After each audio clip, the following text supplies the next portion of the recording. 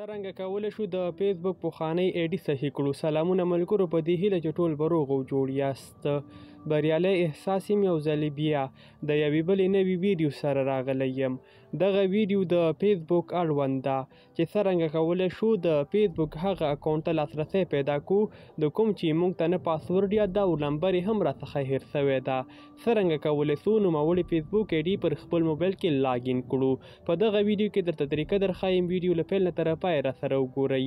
له همدې ویډیو او ټاپک څخه وړاندې تاسو دې ویډیو ته لایک ورکړئ او که په چینل کې راسره نوي یاستئ چینل درسره سبسکرایب کړئ تر څو زموږ نوې هر راتلونکې ویډیو تر تاسې در ورسیږي.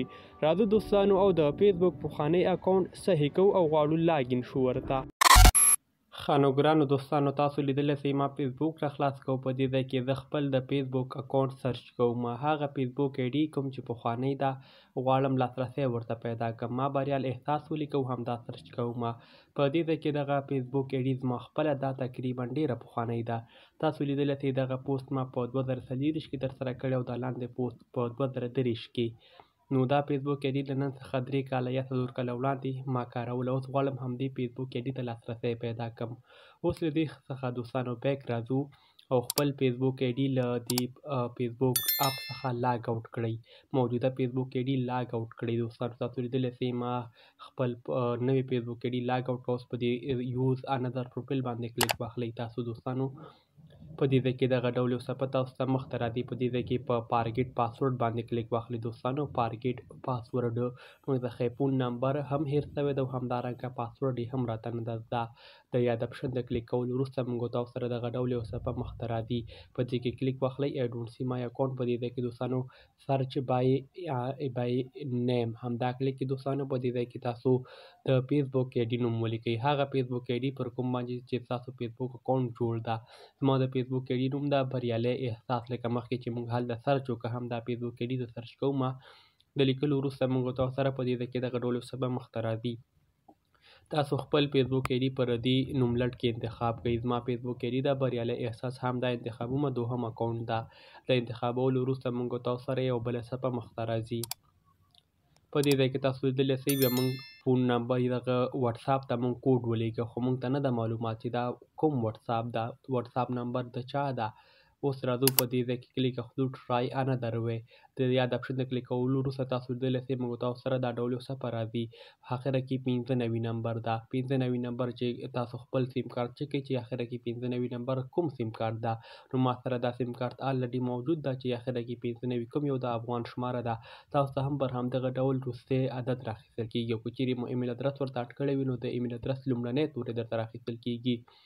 اوس زه راځم دوستانو همدا کلیک کوم. زما فون نمبر ته کال کېږي. د کال کولو وروسته تاسو ته د پرمیشن ورکړئ او په اتومات ډول به ستاسو فیسبوک ایډي لاګین سي. په دغې طریقې سره تاسو کولی سئ خپل فون نمبر ته لاسرسی پیدا کړئ.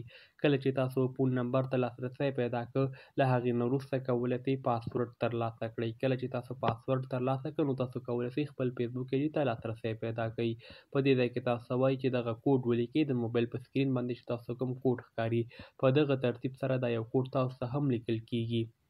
دا کوډ به دوستانو تاسو ولیکئ. له دې نه وروسته تاسو ته د فیسبوک لخوا یو کوډ لیږل کېږي 8 عدده.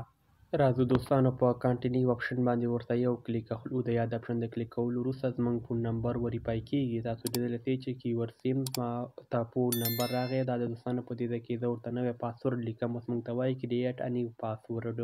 تاسو په خپل فیسبوک ایډي دپاره یو نوی پاسورډ انتخاب کړئ. بیا به په کانټینیو اپشن باندې کلیک واخلئ. ما پاسورډ ولیکه. تاسو لیدلی سئ همدا فیسبوک ایډي ما راخلاصه کړه. په دغې طریقې سره تاسو کولی سئ خپل د فیسبوک ایډي ته لاسرسی پیدا کړئ. که هغه د 2021 کال وي یا هم 2020 کال، که هغه هر څومره پخوانی وي کولی سئ لاسرسی ورته پیدا کړئ. که چیرې له تاسو څخه فون نمبر هیر سوی وي تاسو ته معلومات نه کېږي چې فون نمبر زما د دې فیسبوک ایډي کوم یو و، د ایمیل ادرس یې کوم یو و، نو په دغه طریقې سره تاسو کولی سئ فون نمبر ته لاسرسی پیدا کړئ او کولی سئ خپل فیسبوک ایډي لاګین جوړ کړئ. تاسو لیدلی سئ همدا فیسبوک ایډي مخکې ما سرچ کړله. تاسو لیدلی سئ همدا فیسبوک ایډي ده د بریال احساس په نوم. دلته یې اړوند معلومات شتون لري. کولی سئ له دې طریقې څخه استفاده وکړئ او فیسبوک اکاونټ ته لاګین سئ.